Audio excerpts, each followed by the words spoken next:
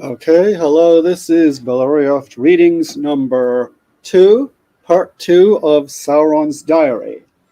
And let me post a link to this so that people will know that we're live. So have a moment, let me do that, and then we can get started. Okay.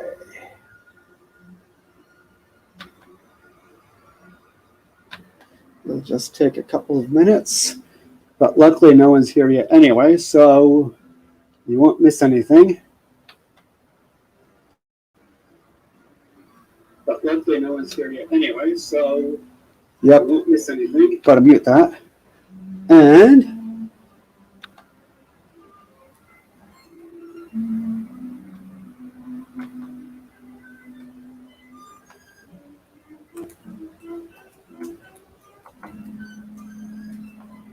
we're live.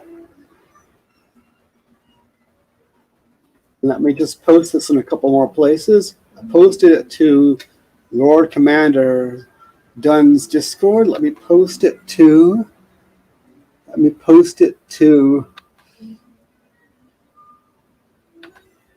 Dead Chap's Discord. And let me post it to, let's see, my own Discord, even though there's nothing there yet. Post it to my own Discord. There we go. And I'm going to post it to, I'm also going to post it a couple of places in, I'm going to post it in a Facebook group. And then I'll be ready to start the actual reading. So let's see. And this will just take a moment. I just need to post this link, and we'll be ready to roll with the actual live stream. And of course, I have to wait for this thing to load. Okay. Here we go. Yeah. Pardon the momentary wait. But there we go.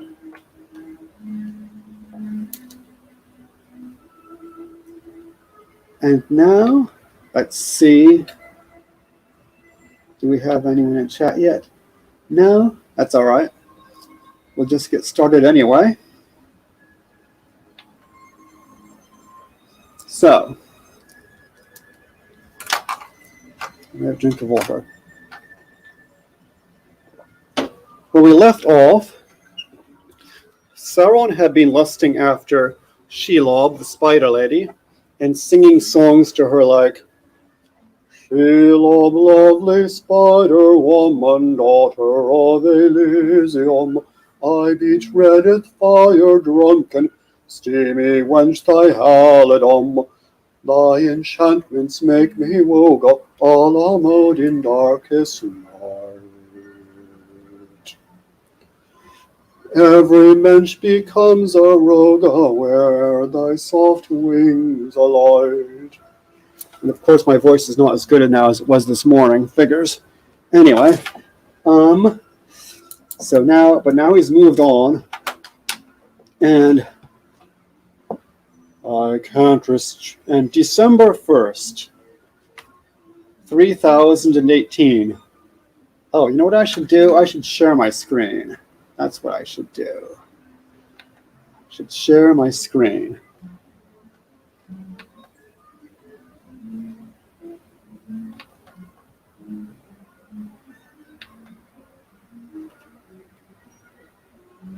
And I'm right with you. I have to share the screen, sorry.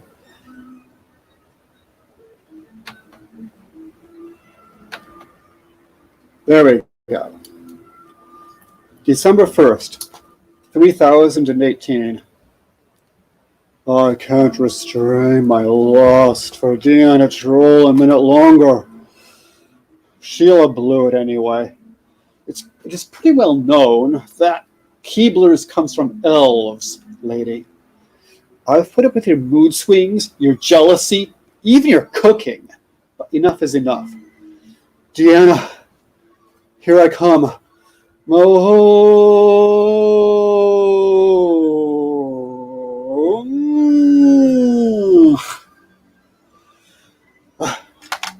I've decided to beef up the border patrol at the Musty Mountains. The border there is too porous. Elves? Not everyone who travels that way is there for the skiing. Speaking of which, I hear the ski resorts have been overrun with mice with rapiers lately. Besides, the area hasn't been properly mapped yet. Well, I knew my thesis was dead. So I carefully taped my brilliant responses to the pathetic loaded questions my committee chose to inflict upon me. Even Ollie North's patently irrelevant jealous ravings. Tolkus's moose-isms. I'm gonna beat you up if you don't tell me what othering means. And Niana's incoherent babblings. And Tom, well, after the bomb had stolen 2 or 3 of my women, I knew what to expect. Incredibly off-key singing. Rats! I can't Wolga Deanna today. I had to send her to Gondor to check up on Denethor. True, I've been in correspondence with the bozo through Palantir for a while. But I think he's hiding something. I urgently require information about the 7 dwarves. I'm extending Mordor's universal healthcare system to the liberated parts of Gondor. But at the moment, I've got my hands full with the left-wing Balrogs. I wish I had them full with Deanna. Who, if they were ticked off before, are even more ticked off now, on account of my banning the book Balrogging and Otherness. So I'm working out a code of conduct to ensure that the jet-propelled Balrogs aren't exploited. We'll see how that flies. Thank heavens the orcs are fairly tranquil at the moment. I think it helps that I've started getting them into the Balrog. I can sympathize with the left-wing Balrogs, having myself been oppressed by my committee when they rejected my defense.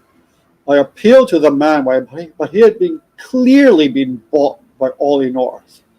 It was then that I told the Valar that what they could do to themselves and transferred to Melkor's Angband University. Of course, Angband University hadn't been accredited by the Valar, who prefer to keep all power in their own hands.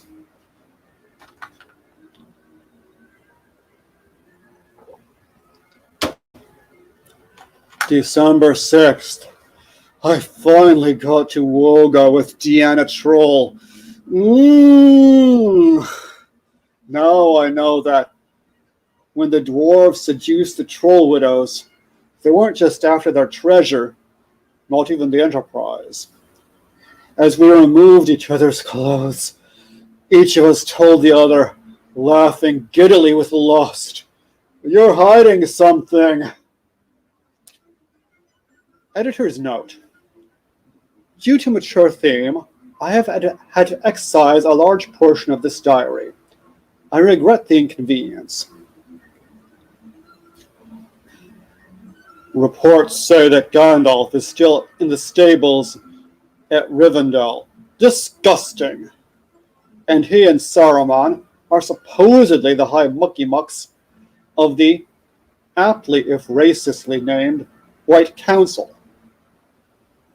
I remember when they held the election for the head of the White Council, and Gandalf and Saruman were falling all over themselves trying to placate special interests. At one typical, if unedifying moment, they were competing to wash the feet of that aluminum siding baron. I'll never forget their slogans. Vote for me because I agree with my opponent even more than he does. It came down to the wire, and finally they had to pass 3 tests. sleeping with Galadriel, singing with the Baum, or Tom Bombadil, and sitting through the Jerry Strider show without gagging. Gandalf won the first test, but Saruman won the last two. That's how they do things in the West. I had been rooting for Radagast the Green. Silly me.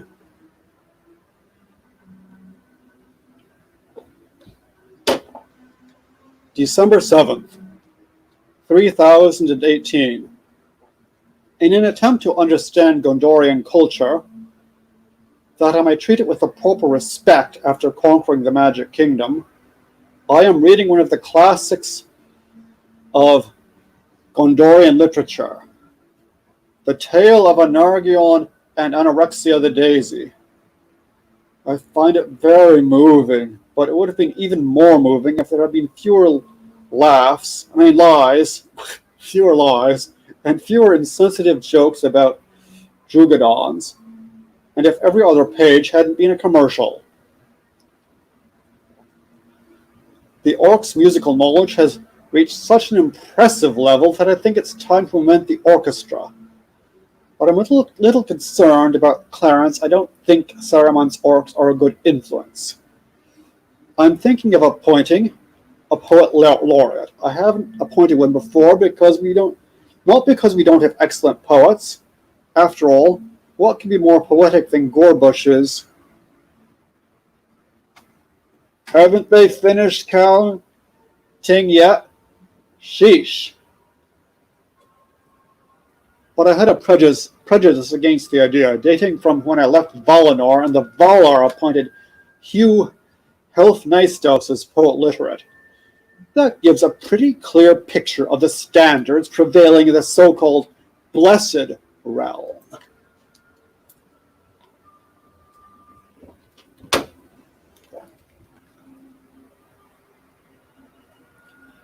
December 14th. December 14th. Maybe I'm living a little too much in the past with my reminiscences of Amon. Mordor has a bright future ahead of her. Can I but thwart the evil plots of Gandalf and co. They think they're very clever, but in reality they're as clumsy as an ant in the gardens of Minas Epcot. You'd think Saruman would show a little more gratitude for my gift of the Fords of Isen. Admittedly, that wasn't one of the better ideas of Ford, that deranged troll. I was glad to give up those crummy cars after Mordor had developed the most advanced system of public transit in the world. Shelob's jealousy is becoming a serious threat. Yesterday, I had to defend Deanna from a vicious gnu with poisonous hooves, in very suspicious circumstances.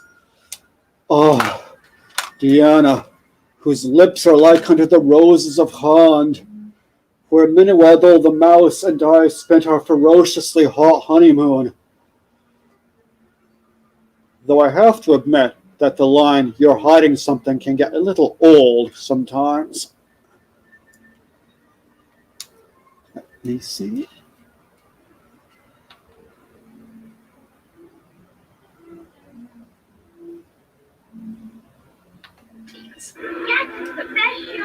What? Shut up.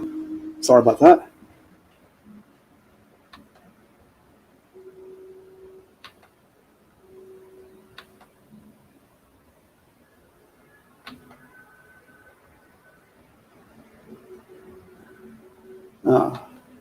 Okay, no one's here yet, but I may as well carry on for a bit longer.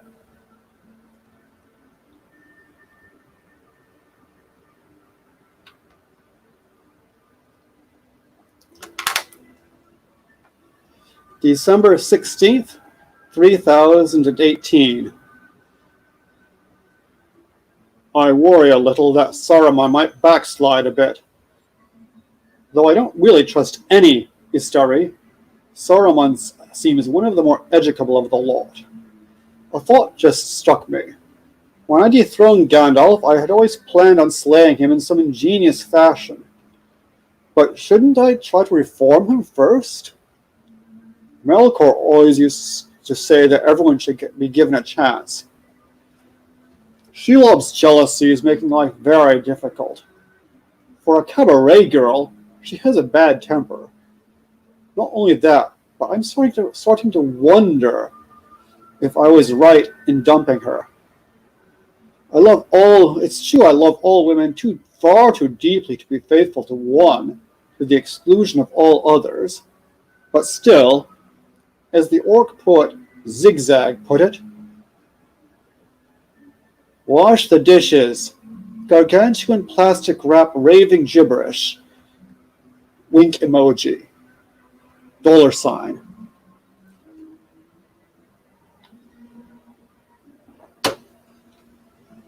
But on the other hand, hands, my hands all over Deanna. Arg! Just so long as she doesn't say anything about anyone hiding anything.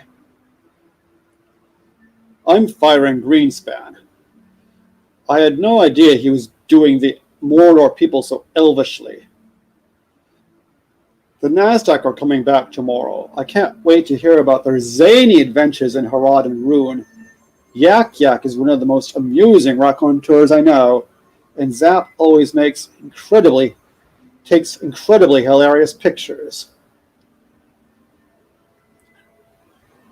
Okay, December 17th. Shelob and I have decided to go for counseling to sort out our differences. The fact that Deanna is the counselor makes things somewhat awkward. At least it's never dull.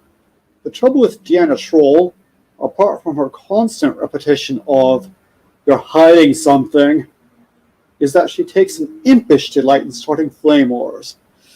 If only I could restrain my lust for her. I guess this is one of the side effects of the ring. As if that weren't bad enough, the right-wing Balrogs are opposing my social democratic reforms. Trust them, I'm saying. I really needed to be amused today, so I was all the happier to listen to the Nazgul's hilarious accounts of their shenanigans in Harad and Rune. Roll on the floor laughing at the Leech King's dispatching of the game fixer in Minas Vegas. Poetic justice indeed. Literally. The chandelier incident at the Hotel Royale. The inflated doll on the topless beach in Rio. Camille and the belly dancer in Harim in Rune. The wine flood in Dorwinion with that drunk New. The Kool-Aid incident with the Blue Wizard. The striptease joint in Kand, where Yak Yak swiped the ladies' clothes and wouldn't give them back unless they whoa God. The ladies didn't seem to mind. But Shelob thought the Nasdaq were being rather oink. Am I, the most enlightened ruler in Muddle Earth, a chauvinist, possibly even a sexist pig? I will have to give the matter some serious thought after I save the world from Gandalf. Gandalf is indeed the abomination of utter evil. I will try to reform him, but I have scant hope of any success. Imagine the world run by a disgusting pervert who got a gentleman's C at Valinor Community College through bribing the powers that be, though even they were appalled by Gandalf's conduct. He was renowned for being a complete sleaze, where even Ollie was repelled.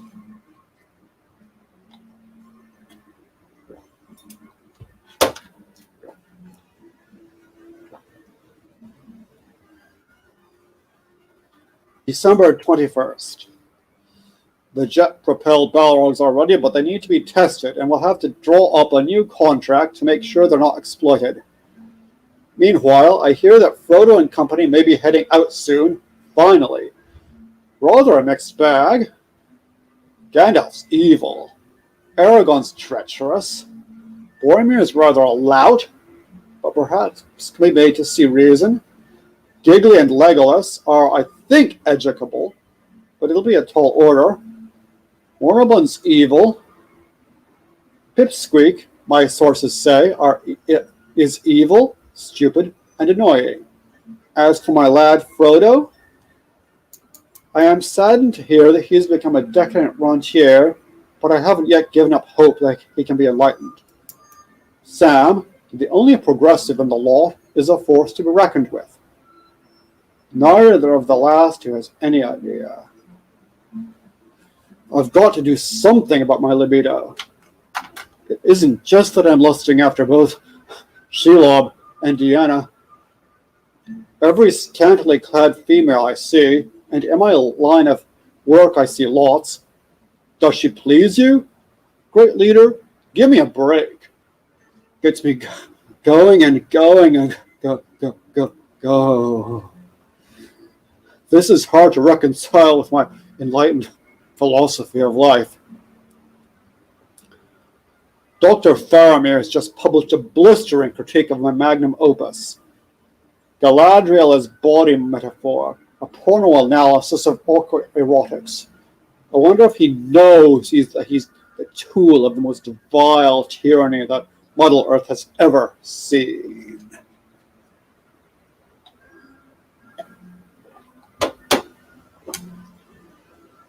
December 25th. Gandalf's merry band is off, I hear. Some of them are very off. Fortunately, most of the members seem to dislike Gandalf even more than I do, and would be yet more hostile if they knew. Gothmog was joking that the history of Middle-earth will have to be divided according to the women I've wogged with. The age of Yuana, the age of Golbury, the age of Melion, the age of Minowethel and Trelopiel, the age of Shelob. I demurred that he'd left out a few thousand others. I think you just made my point, says he. Touché, says I. The new workers' cooperatives are very successful.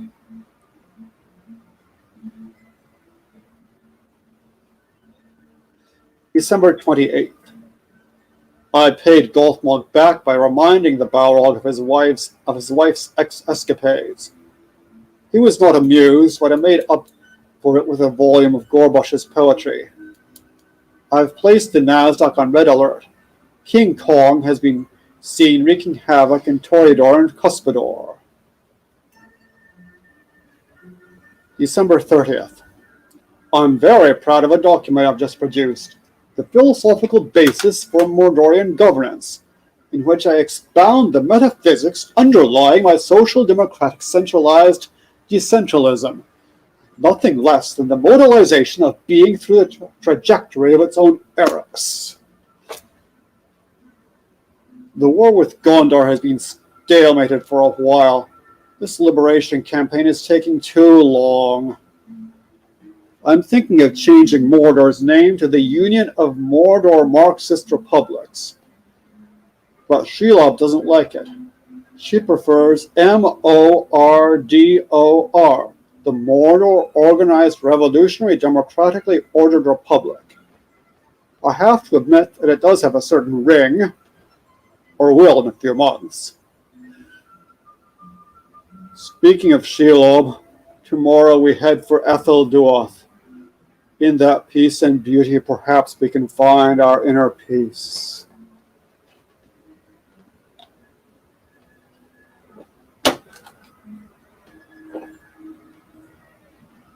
And I think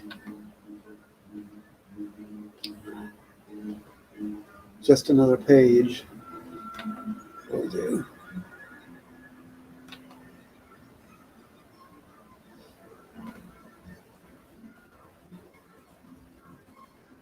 Okay, one more page.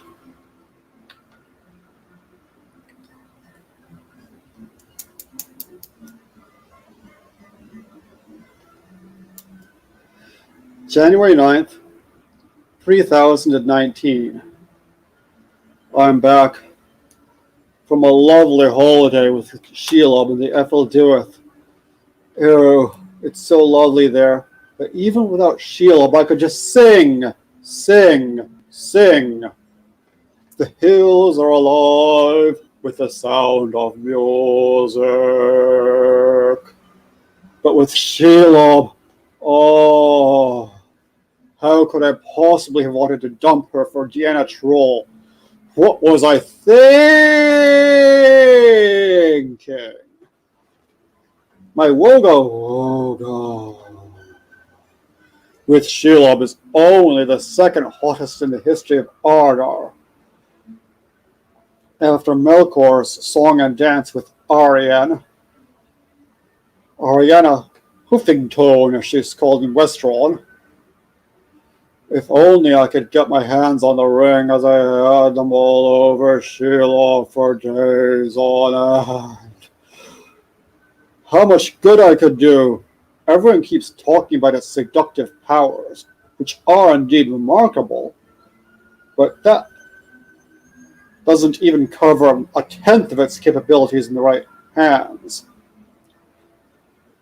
Middle-earth could become like unto Ammon without the corruption and political infighting. To tell the truth, I'm quietly proud of the Rings of Power. True greatness indeed cannot be besmirched. Talk about the Silmarils, sometimes called the Slipcosts. Holy!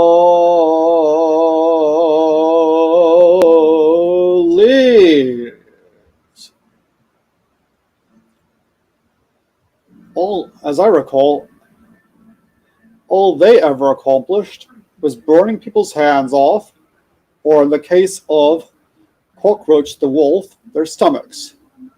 This latter is typical of elvish cruelty to animals.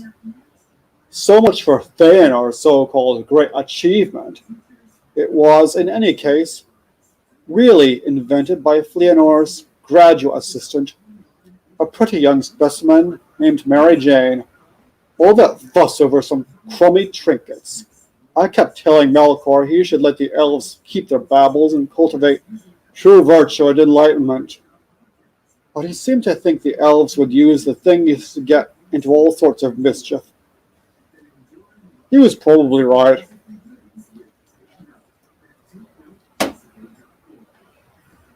Fëanor was such a jerk. We went to school together briefly because the Valar seemed to think he could handle an Ainu education. Right. Anyway, I used to ask him to lend me correction fluid, and he always refused. That was before he took to wearing swastikas and ranting about the Noldor being the master race.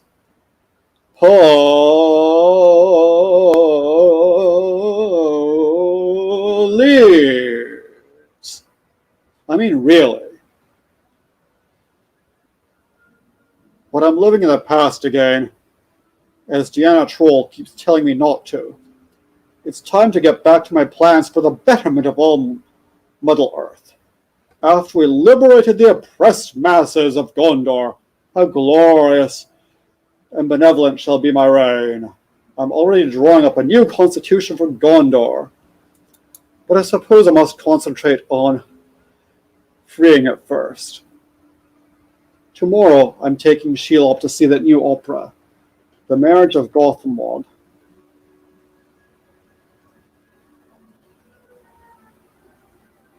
January 11th.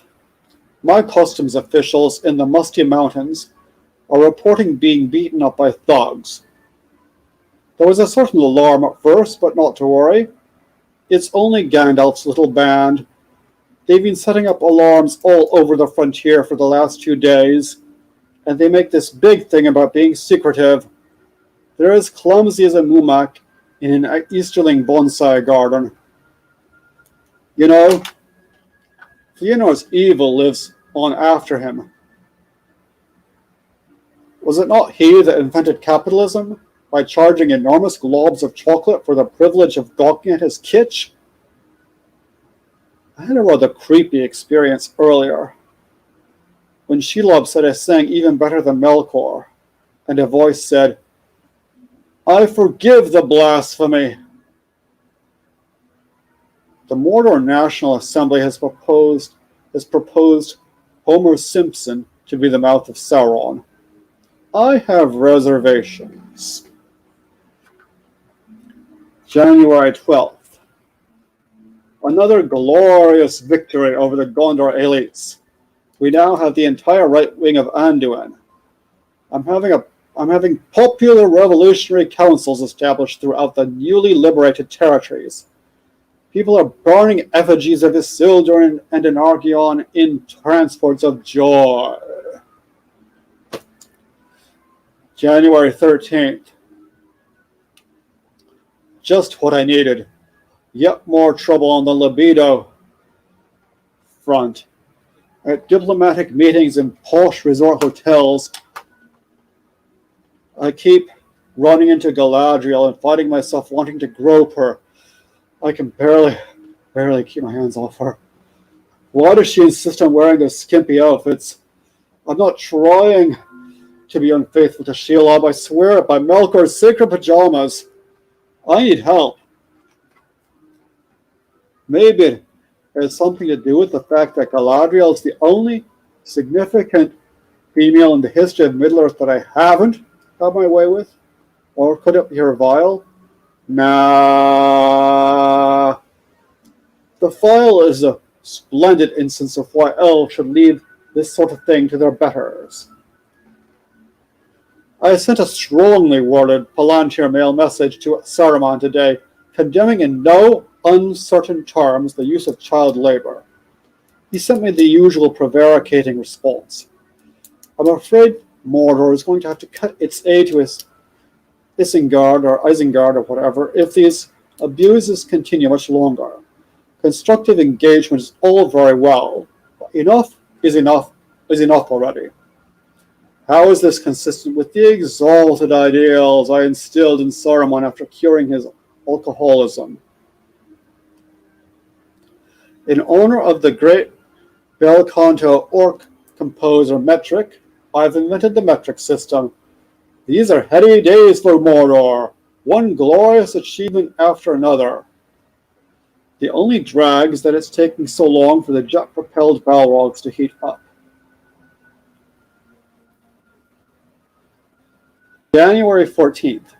Gandalf and gang have entered Moria, the only important female I didn't even want to enter. She was emphatically not to my taste. No, if I could just get myself to stop lusting after Galadriel. Control, control, control, control. I'm going to have to send an exterminator to take care of those creeps. Even though if people ignore warning from health authorities, it's really only their fault. January 15th, I still keep lusting after Galadriel like there was no tomorrow. I know I shouldn't, but lust and the requirements of the narrative have taken over. I can't control myself. Besides, is it my fault we both like to hang out and topple speeches? I ask you. The mystery of the elves. Why, in Melkor's name, did Galadriel marry Celeborn? And that will do now. All the millions of watchers, I hope you enjoyed this, and more next time. So have a riot. And I need to